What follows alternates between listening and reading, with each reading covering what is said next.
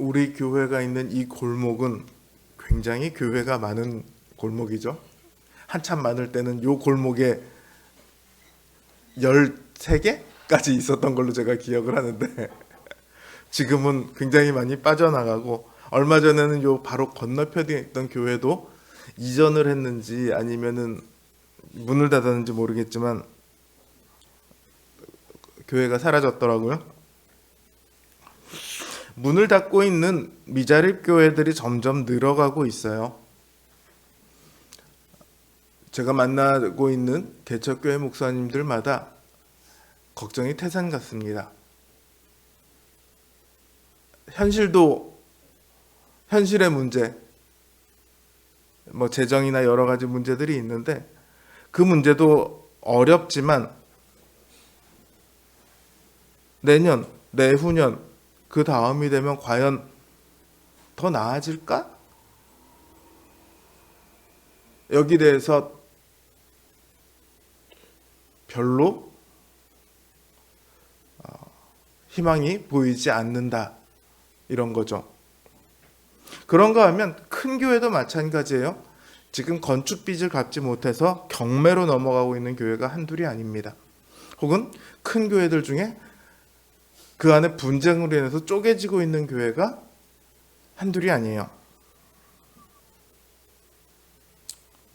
남의 교회 문제가 아니라 당장 우리 교회도 현재 미납된 임대료도 있고 올 들어 주일식 때는 단 한 주치도 지급하지 못했습니다. 우리 교회도 이런 걱정으로부터 자유롭지는 못합니다. 많은 사람들이 교회의 현실 그리고 교회의 미래를 걱정합니다. 지금도 힘들지만 앞으로는 더더욱 힘들어질 거다, 이렇게 말을 합니다.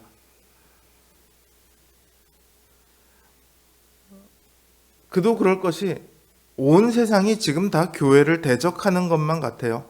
교회를 비난하는 세상의 눈초리,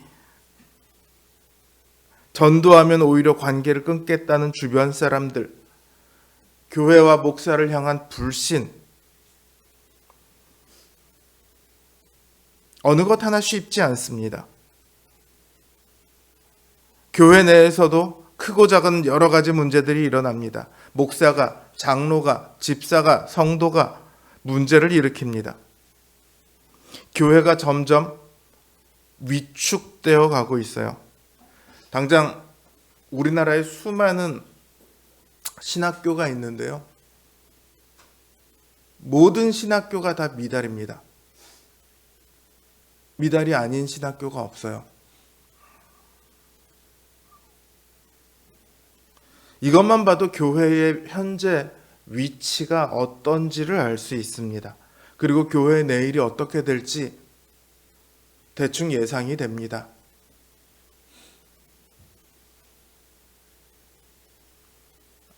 미래가 걱정이 될 수밖에 없죠. 그런데요, 교회의 역사를 보면요, 교회는 언제나 그런 상황 가운데 있었습니다. 신자들은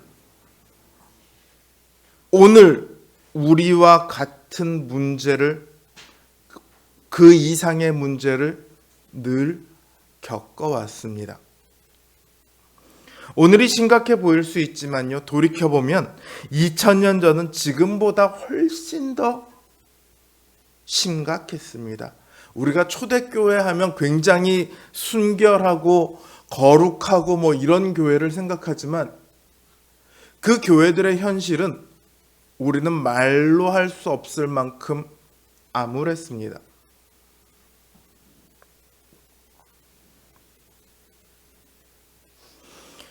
로마 제국은 기독교를 핍박했습니다.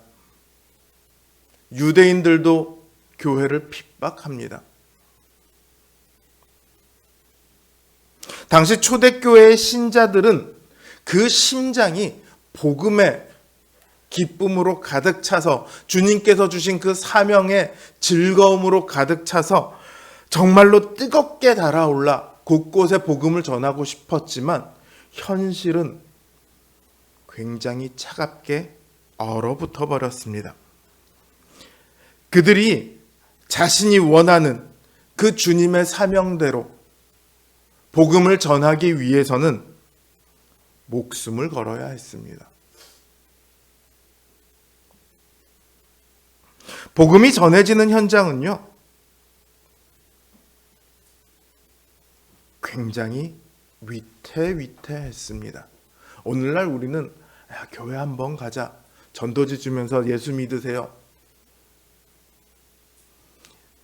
이런다고 누가 뭐라고 하지 않습니다. 요즘 들어서 조금 거기에 대한 제재가 생겼어요. 예를 들어 초등학교 앞에 가서 그거 하고 있으면 신고가 들어갑니다.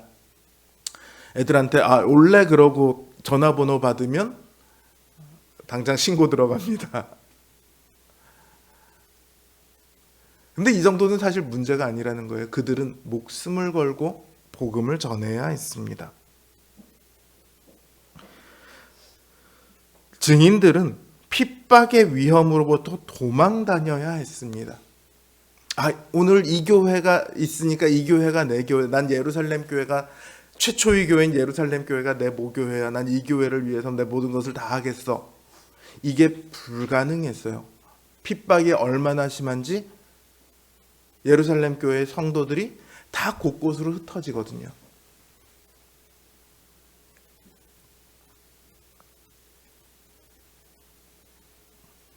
그들은 그러면서도, 그런 상황 가운데서도 자신의 심장이 시키는 대로 복음을 전하기를 그치지 않았습니다. 대단하죠? 로마 시대에 크고 작은 핍박이 있었습니다. 대략 기독교 사가들은 10번 정도의 큰 핍박들을 상정하고 있는데요. 그 중에는 사자굴에 사람을 죽이는 것뿐만 아니라 십자가에 매달아 놓고 그대로 불을 질러서 죽이는 이런 장면들도 있었어요. 근데 이 당시에 로마 황제가 그렇게 하는 건 사람들을 그냥 이들만 모아놓고 죽이는 게 아니라 콜로세움 같은 곳에 사람들을 다 모아놓고 그곳에서 화형을 시켜요. 근데 이 장면을 보는 사람들 중에 그들의 모습을 보고 오히려 신자가 되는 사람들이 그렇게 많았대요. 그래서 기독교 사가들의 말은 신자 한 명이 죽으면 100명의 새로운 신자가 늘어날 정도였다. 그렇게 기록할 정도였습니다. 놀랍죠? 근데 그런 신자들의 모습을 보고 저들이 믿는 신은 정말 참된 신인가 보다, 나도 저 신을 믿어야겠다, 이러는 사람이 있는가 하면 더 약이 오르는 사람이 있어요. 어떤 사람이겠죠? 직접 핍박을 가하는 사람이죠. 니들이 이래도 안 꺾여? 니들이 이래도 계속 믿을 거야? 니들이 도망 다니면서도 예수를 전해? 걸리기만 해봐 죽었어. 이를 박박 갑니다. 그 중에 사울이 있어요. 우리가 바울로 알고 있는 바로 그 사람이죠. 대제사장에 가서 나 저 사람들 잡아오겠습니다 그러고 권세를 받습니다.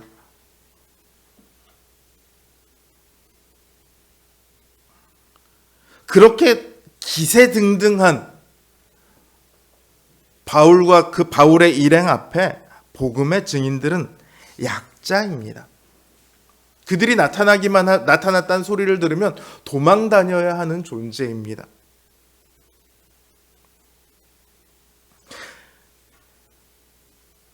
그런데 사실은 복음의 증인들은요, 교회 역사 속에서 아주 일시적인 순간을 빼고는 늘 약자였어요.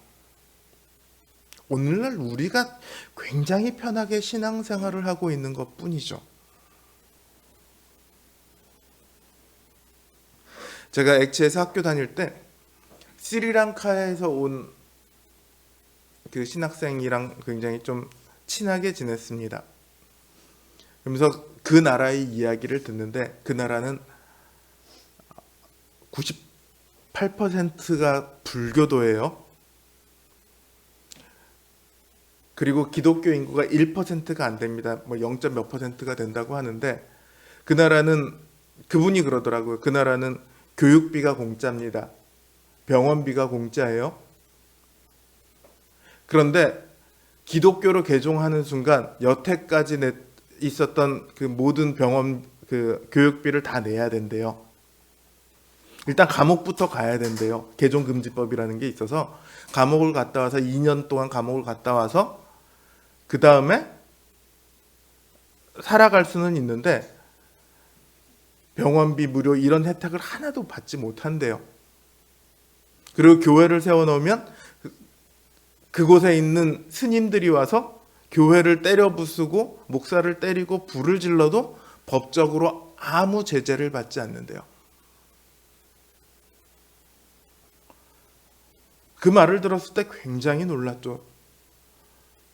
우리가 살고 있는 이 땅의 교회와는 너무도 다른 그런 현실을 살아가고 있더라고요.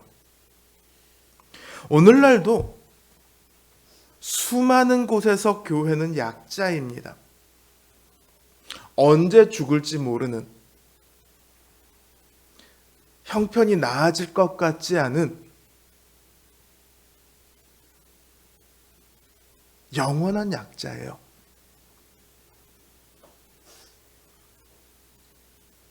교회는 강자였던 적이 없어요. 그게 맞죠. 왜냐하면 우리 주님께서 약자의 모습으로 죽으셨거든요.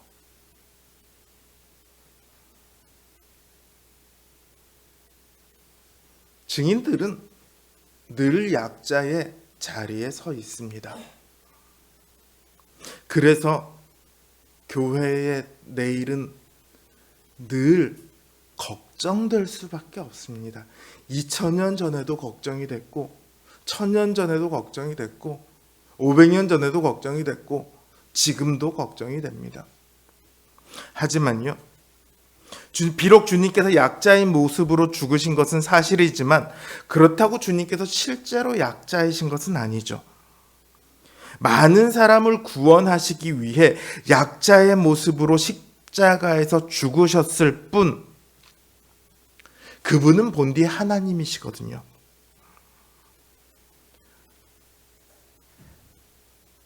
약한 하나님, 이런 말이 성립할 수 있을까요? 존재할 수 없는 그야말로 모순이죠. 주님께서는요, 늘 약자의 모습으로 있는 증인들의 형편을 보고 계세요. 자신의 몸된 교회의 어려움을 항상 알고 계시고 같이 아파하십니다.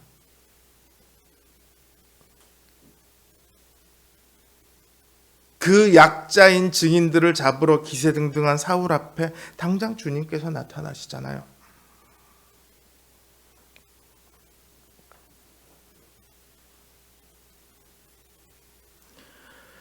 사울은 그 주님을 보는 순간 할 말을 잃어버립니다. 사울은 복음의 대적자였습니다. 핍박자였습니다. 그는 자기가 지금 하고 있는 일에 대해서 너무 큰 확신을 가지고 있었어요. 내가 하고 있는 일이야말로 하나님을 위한 일이다. 저들은 하나님의 대적자고 내가 저들을 잡아 죽이는 것은 하나님에게 칭찬받아 마땅한 일이다.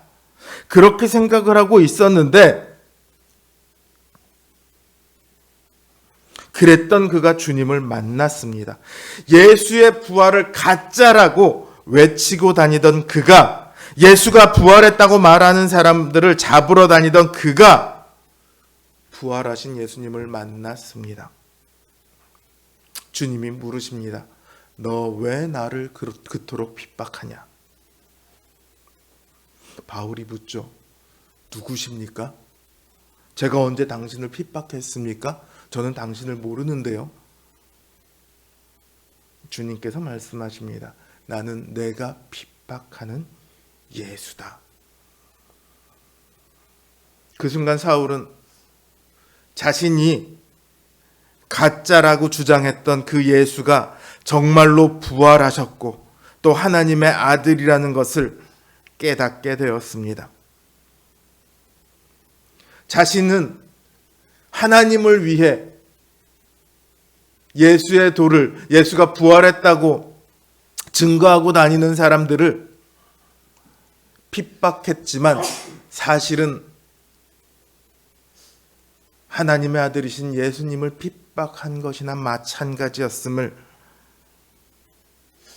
알게 되었습니다.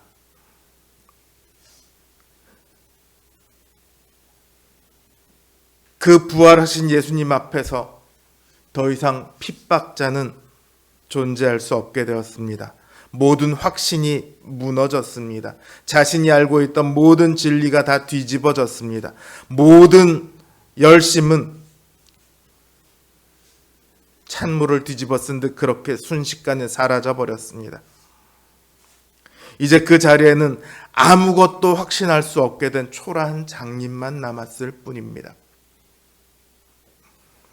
이게 주님의 방식입니다. 하나님, 지금 우리가 이렇게 핍박받고 있습니다. 오셔서 우리를 보호하셔야 하지 않겠습니까? 우리에게 안전한 장소를 주셔야 하지 않겠습니까? 우리가 이렇게 굶주리고 있습니다. 오셔서 우리를 먹이셔야 하지 않겠습니까?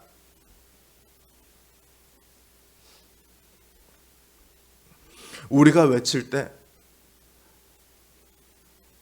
때때로는 주님께서 그 기도대로, 그 부르짖음처럼 먹이시고 안전한 장소를 제공하시고 이러기도 하지만 그렇게 하지 않으실 때가 더 많습니다. 왜냐하면 그게 문제의 근본이 아니거든요.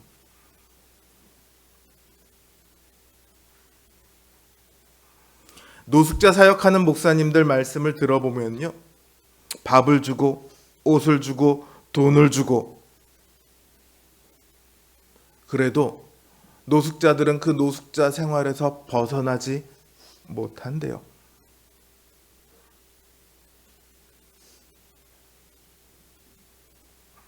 노숙자들은 먹을 것이 없어서 노숙자가 된 것이 아니라 삶의 의지를 잃어버려서 노숙자가 된 거예요. 그들에게 밥을 주고 옷을 주고 돈을 준다 한들 삶의 의지가 없는데 어떻게 일상적인 생활을 영위해 나가겠습니까? 다시 그 돈 떨어지면 다시 노숙자가 되는 거예요.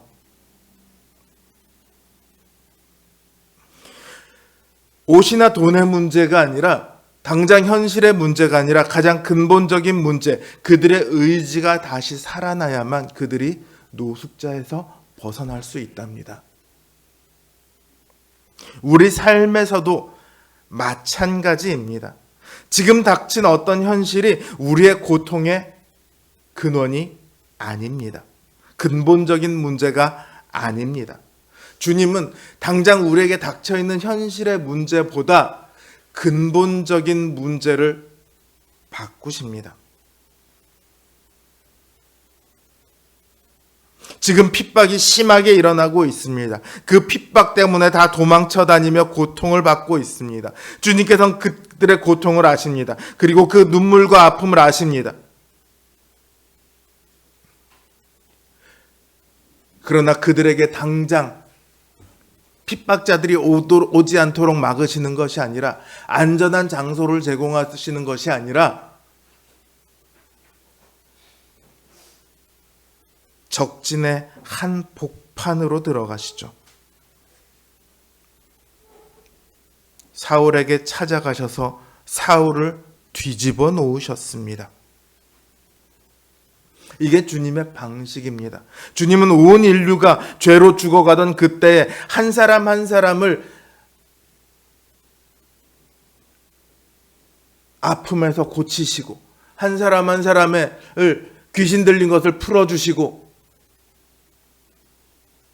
이런 것이 아니라 죽음의 한가운데 들어가 죄와 사망의 권세를 꺾어버리셨습니다.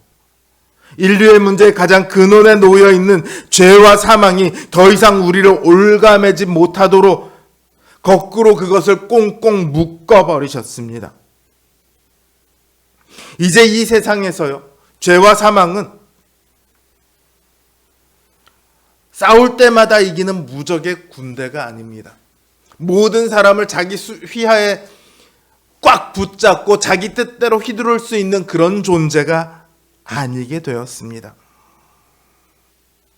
주님은 그 적진의 한가운데 승리의 깃발을 꽂으셨습니다. 그리고 그들에게 얽매여 있던 자들을 풀어내셨습니다. 물론 그럼에도 여전히 우리에게는 죄와 사망으로부터 나오는 고통들이 있습니다. 주님께서 승리하셨음에도 불구하고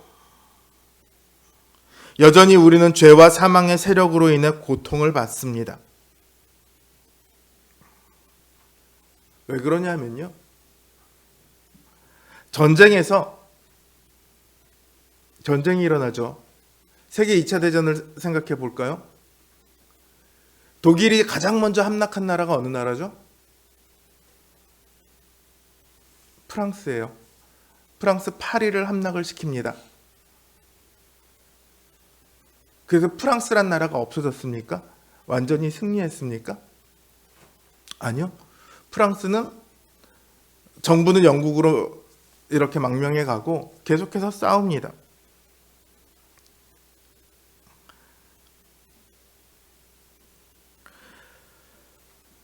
만약에 전쟁에서 적의 수도를 점령하고 적의 왕이 항복을 했습니다. 그럼 전쟁이 끝날까요? 실제로 한국전쟁에서 1950년에 시작된 한국전쟁이 53년에 끝이 났죠. 휴전협정을 맺죠. 그러고 나서도 우리나라에서는 북한군이 약 10년가량을 잔당들이 남아서 활동을 했습니다. 지리산 같은 곳에서 빨치산이라고 부르죠.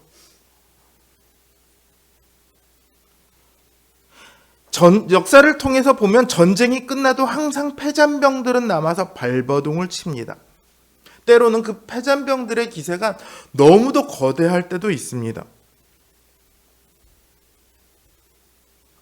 하지만 그들은 이미 패잔병, 패배한 부대일 뿐입니다. 오늘날요, 동성애자들의 기세가 굉장히 등등합니다. 미국 교회 교단의 상당수는 동성애자들에 대해서 이제는 언급도 하지 못합니다. 혹은 동성애자들의 결혼을 인정해주고 있습니다. 지금은 그 기세가 굉장히 등등하죠. 한국교회에서 지금 부흥하는 교회는 이단밖에 없다라고 얘기할 정도로 이단들의 기세가 등등합니다. 혹은 세상의 온갖 방식들이 교회 안에 들어와 있습니다. 그래서 교회 안에 늘 크고 작은 문제가 끊이지 않습니다. 교회는 안팎으로 늘 괴롭죠. 그러나 그런 것들이 아무리 기세등등하게 소리를 질러봐도 그것은 패잔병의 발악일 뿐입니다. 그래서 오늘 우리에게 여전히 싸움은 있습니다. 이러다가 우리가 지는 것 아냐 싶을 정도로 적들이 강력해 보일 수도 있습니다. 하지만 그렇다고 해서 그들이 이길 수는 없습니다. 사울의 이야기로 돌아가서요, 이제 사울은 자신이 죽이려고 하던 자들의 도움을 받게 됩니다. 얼마나 기가 막힙니까? 내가 죽이려고 했던 사람들인데 그 사람이 와서 자기를 돕습니다. 이게 사울만 기가 막힐까요? 도와야 하는 사람은 얼마나 기가 막힐까요? 나를 죽이려고 했던 사람인데 내가 가서 도와야 한다고요? 주님께서 아나니아에게 가셔서 야, 저기 가면 사울이 있는데 네가 가서 도와줘라 이렇게 했더니 아나니아가 대뜸 그러죠. 주님, 사울이잖아요. 우리 죽이려고 했던 사람이잖아요. 저 사람 우리가 도와야 한다고요? 아나니아가 믿음이 없어서 주님 말에 말대꾸하고 있는 게 아니에요. 다만 아나니아는 그 사울을 주님께서 이미 굴복시키고 사울의 인생에 승리의 깃발을 꽂으셨다는 것을 알지 못해서 그렇습니다.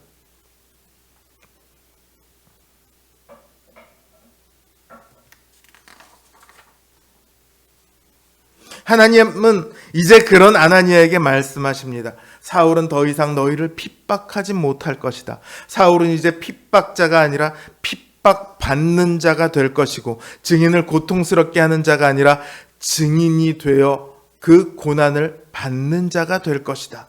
내가 그를 그렇게 사용할 것이다. 그제서야 아나니아가 움직입니다. 사울을 믿은 게 아니에요. 주님의 말씀을 믿었습니다. 주님의 능력을 믿었습니다.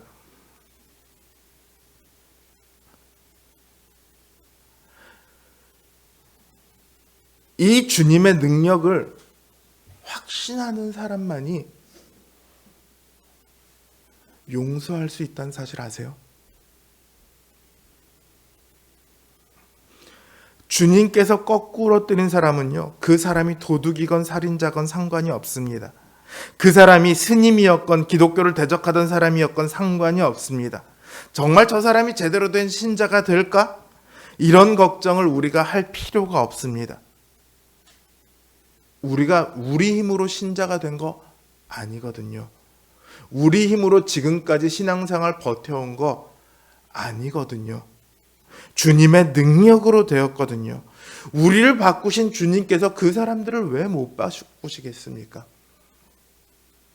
주님을 가장 극렬히 대적하던 그 사울도 주님은 얼마든지 바꾸실 수 있습니다.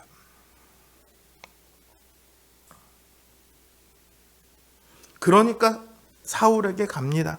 그의 머리에 손을 떡하니 얹고서는 바로 기도합니다. 그리고는 말하죠. 형제 사울아. 자기가 핍박했던 사람이요, 자기를 형제라고 부릅니다. 자기에게 원한이 하늘 땅만큼 있을 텐데 형제라고 부릅니다.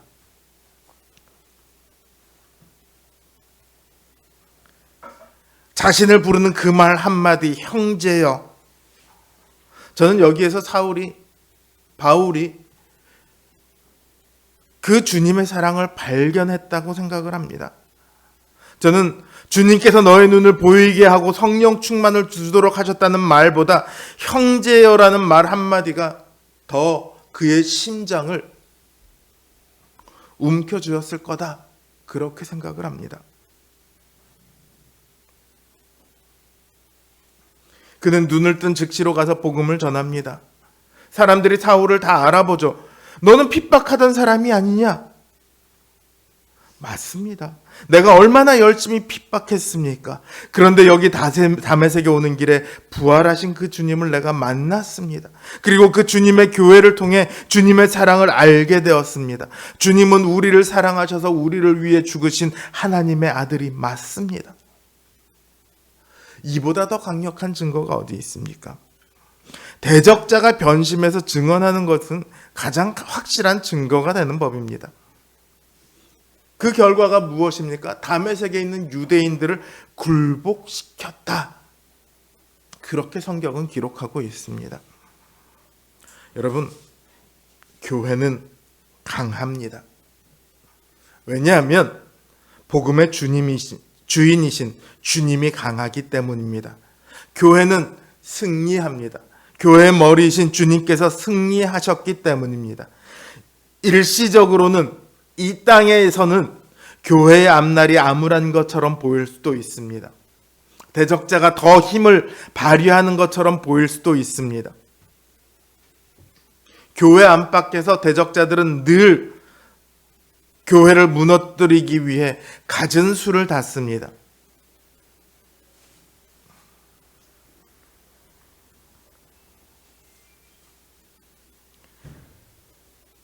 이래저래 교회의 앞날이 깜깜해 보입니다.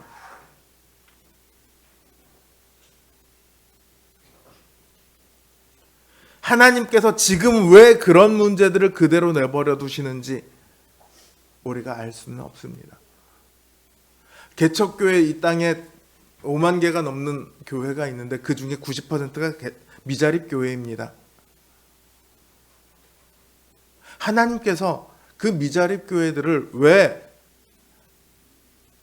그대로 내버려 두시는지 우리는 알 수 없습니다. 하지만 우리가 아는 것이 있으니 교회는 결코 멈추지 않는다는 사실입니다.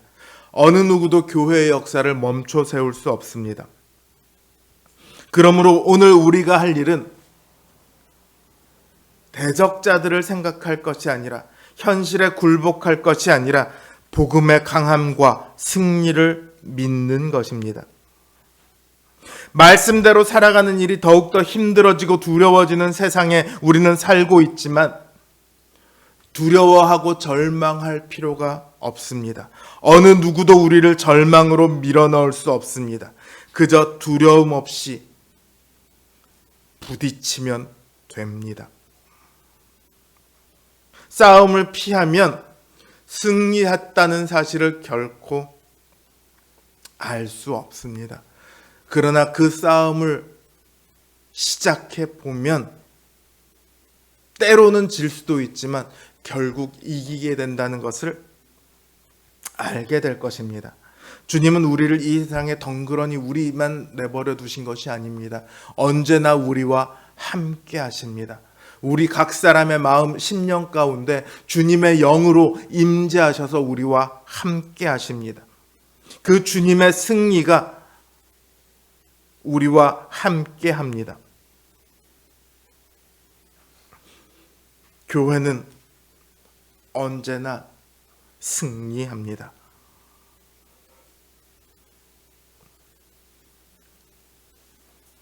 현실을 보면